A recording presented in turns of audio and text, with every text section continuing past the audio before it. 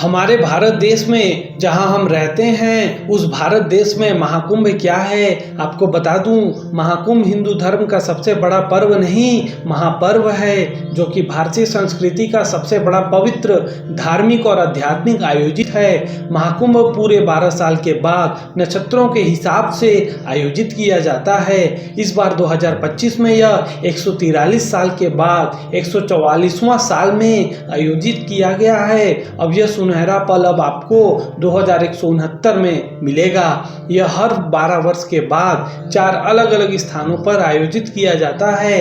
आपकी जानकारी के लिए मैं आपको यह बता दूं कि इस बार 2025 में जनवरी माह में यह आयोजित हो रहा है, जो कि पूरे 45 दिन का होगा। इस बार यह महाकुंभ प्रयागराज में, जो कि उत्तर प्रदेश में है, वहां आयोजित हो रहा है।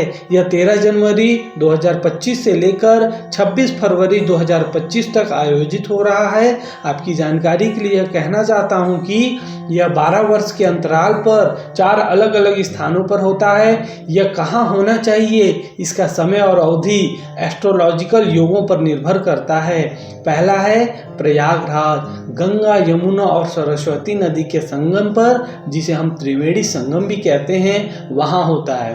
दूसरा है हरिद्वार, गंगा नदी के किनारे होता है। तीसरा है उज्जैन, क्षिप्रा नदी के किनारे होता है। और चौथा है नासिक, गोदावरी नदी के किनारे होता है। ऐसा माना जाता है कि यह मेला न केवल हिंदू धर्म का सबसे बड़ा पर्व है, बल्कि विश्व का सबसे बड़ा शांतिपूर्ण समागम भी है। क्या कहा मैंने, एक बार और सुनिए। यह मेला न केवल हिंदू धर्म का सबसे बड़ा पर्व है, बल्कि यह तो विश्व का सबसे बड़ा शांतिपूर्ण समागम भी है। चलिए अब आपको मैं अमृत स्नान के बारे में बतलाता हूँ। इसे शाही स्नान भी कहते हैं। इसे एक नॉर्मल स्नान कहना शायद गलत होगा, क्योंकि इसे शाही स्नान या फिर अमृत स्नान कहते हैं। अमृत स्नान कहना ज़्यादा अच्छा लगता है। इस शाही स्नान का यह मानना है कि यह वह समय होता है, एक ऐसा एस्ट्रोलॉजिकल योग होता है कि यहाँ स्नान करने से सारे पाप धुल जाते हैं। आपकी आंतरिक आत्मा की पूर्ण रूप से शुद्धि हो जाती है और आपको मोक्ष की प्राप्ति हो जाती है। सबसे पहले इस स्नान में नागा साधु स्नान करते हैं। मैं आपको बता दूं, नागा साधु का मतलब यह है कि यह वस्त्र बिल्कुल नहीं पहनते हैं। सबसे पहले ये स्नान करते हैं। इसके बाद अन्य जो भी संत आए हैं, महात्मा आए हैं और श्रद्धालु वहाँ उपस्थित होते हैं, वो स्नान करते हैं। 100 बात की एक बात, इस महाकुंभ को अंतर्राष्ट्रीय पहचान मिली है। अन्य धर्म के लोग भी यहाँ आकर इतनी बड़ी विशालतम धार्मिक स्थल को देखकर अनुभव करना चाहते हैं।